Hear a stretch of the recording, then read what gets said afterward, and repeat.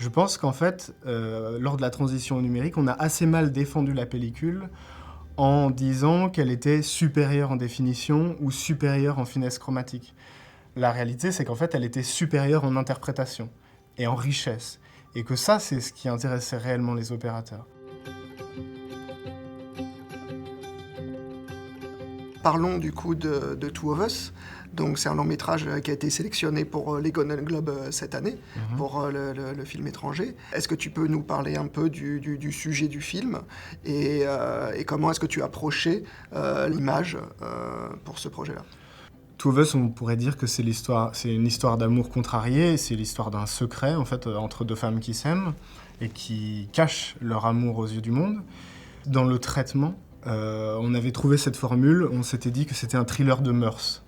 Et donc, en gros, que ce secret et cette nécessité de le garder, en gros, était quelque chose qui mettait les personnages extrêmement en tension et qu'on pouvait, pour raconter cette histoire, utiliser les codes du thriller, en fait. Je savais que j'allais avoir à faire des images assez contrastées, assez sombres, et que j'allais devoir le faire aussi dans une économie. J'allais devoir travailler vite et avoir besoin d'un outil assez fiable et qui m'offrait de la souplesse. J'avais une partie donc studio d'à peu près 4 semaines et une partie extérieur jour de 2 semaines. Il fallait que j'ai un outil polyvalent pour les deux, quoi. Maintenant, ton travail sur, on va dire, la fidélité du rendu d'image entre ton travail sur le plateau, que ce soit le studio ou en extérieur, et puis ce que tu vas retrouver derrière pour à la fois le montage et l'étalonnage. Comment est-ce que tu as travaillé cette chaîne de fidélité et de rendu visuel ? Ce que je cherche dans une caméra, c'est pas du coup une perfection dans la restitution. C'est une richesse de départ que je puisse, moi, utiliser et réinterpréter. Et compte tenu de la manière dont on travaille aujourd'hui, de ce que sont les workflows numériques, du fait que dès le plateau, souvent, en fait, ce qu'on prévisualise, c'est une lutte qu'on fabrique soi-même.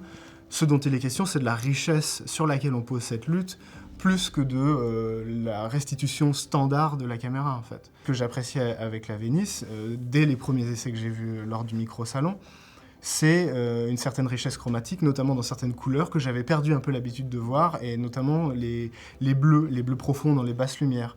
Je trouve que cette caméra, des fois, elle sort des reflets sur des surfaces sombres, bleutés, qui étaient ceux qu'on avait parfois en 35 mm.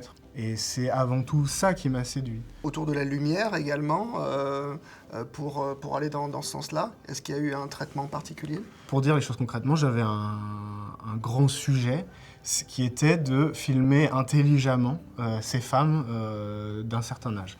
Donc des femmes de 70 ans, pour le dire clairement. Et il s'agissait de raconter correctement le fait qu'elles aient cet âge. Et surtout pas de tricher avec ça, ce qui aurait été une espèce de contresens vis-à-vis du film. Donc j'avais à cœur de les rendre dans leur beauté à cet âge, et pas plus jeunes. Et donc pour moi, c'était important de trouver un équilibre juste à ce niveau-là, et de ne pas essayer de m'arranger avec leur plastique. Donc sur ce projet, comment en es-tu venu à ce choix d'optique et de la combinaison de rendu que ça te donnait avec la Venice ?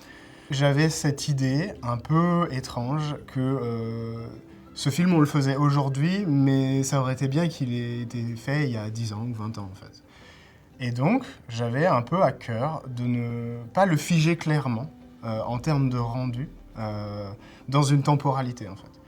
Et je crois que c'est ça qui m'a, en partie, amené à chercher des optiques qui, en fait, datent des années 60, etc., qui sont assez anciennes, donc les Bausch & Lomb Super Baltar 3. Il y a une fonctionnalité dans Venice que beaucoup de gens nous plébiscitent, qui est la possibilité de changer les filtres neutres à la volée extrêmement rapidement, en interne, sans ajout de matbox. Est-ce que ça, c'est une fonction que toi, tu as utilisée sur le tournage ?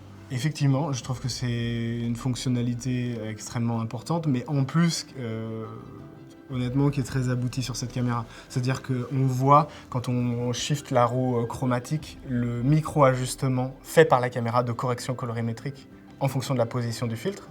Donc ça veut dire qu'on voit très vite, en fait, que toutes les déviances chromatiques, etc., ont été corrigées par la caméra, Et donc qu'on a à chaque filtre qu'on pose une espèce de gestion de la couleur qui est optimisée et qui est compris par la caméra. Et donc ça, non seulement mécaniquement c'est très pratique, ça fait gagner du temps, mais en plus c'est très rassurant quant à ce qui est enregistré. On sait que toute la déviance chromatique liée au ND, qui est inévitable, est prise en charge par la caméra, et ça c'est quelque chose qui est très confortable, quoi. Merci beaucoup pour être merci venu nous voir aujourd'hui. Merci.